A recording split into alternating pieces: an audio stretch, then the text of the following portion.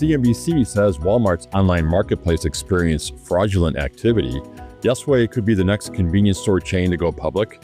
And Rouse warehouse workers are on the verge of a new contract. Welcome to Retail Daily, your quick look at the top stories from Supermarket News and CSP Daily News. I'm Supermarket News Senior Editor Bill Wilson. And I'm CSP Editor Chuck Yulee. Walmart's online marketplace has been a gathering place for corrupt third-party activity, according to a recent CNBC investigation. Third-party sellers have created havoc on the site, posing as other businesses by stealing their credentials. Some of the fraudulent sellers were offering fake health and beauty items, according to CNBC. CNBC said when Walmart first set up its online marketplace, there were strict policies in place for making sure third-party sellers and the products they offered were not fake. But over the last few years, those standards have been reduced as the retailer tries to come off as a more friendly place to do e-commerce business than competitor Amazon. Yesway could be the next convenience store chain to go public. The retailer, backed by Brookwood Financial Partners, is reviving plans for an initial public offering after originally filing one in 2021, Bloomberg reported. Yesway, which also owns the Alsop's C-Store brand, filed a statement with the SEC for the proposed $100 million initial public offering of its stock in September 2021.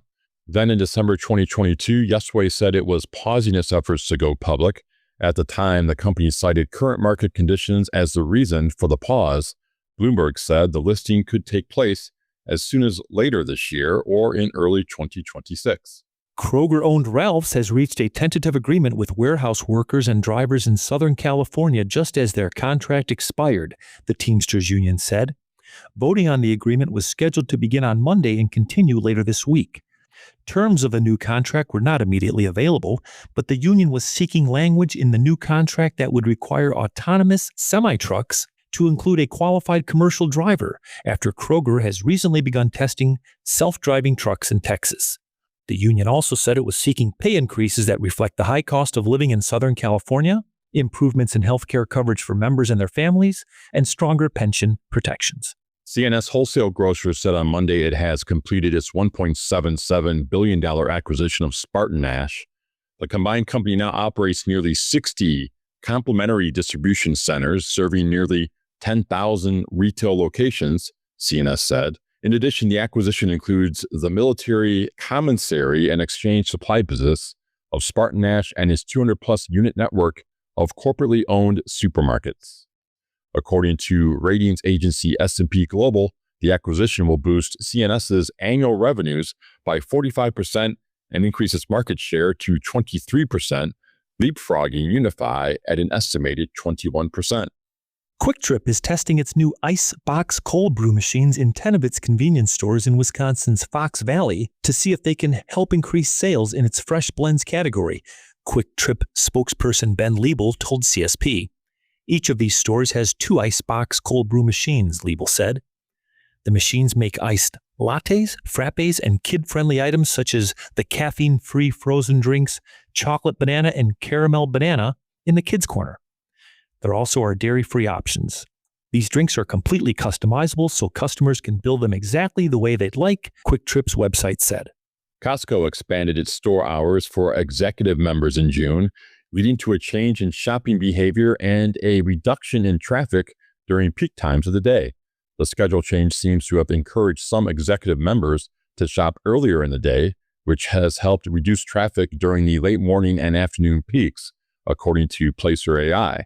The earlier opening also influenced how members shopped.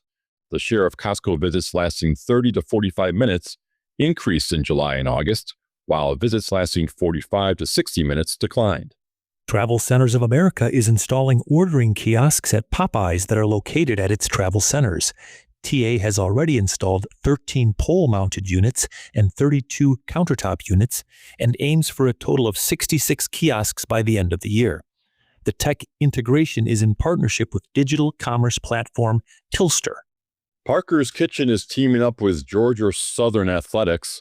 The convenience store chain said on Monday that the 4-year partnership also includes Parker's first ever name, image, and likeness partnership with Georgia Southern football standout Davian Chewy Rhodes. The retailer said Rhodes will also be the face of the new Parker's Kitchen Chewy Road's Hot Honey Combo. And that will do it for today's episode of Retail Daily. Subscribe on Apple Podcasts, Spotify, and more for your daily dose of retail news. For more on these stories, visit CSP Daily News and Supermarket News. I'm Bill Wilson. And I'm Chuck Yulee. Have a great day.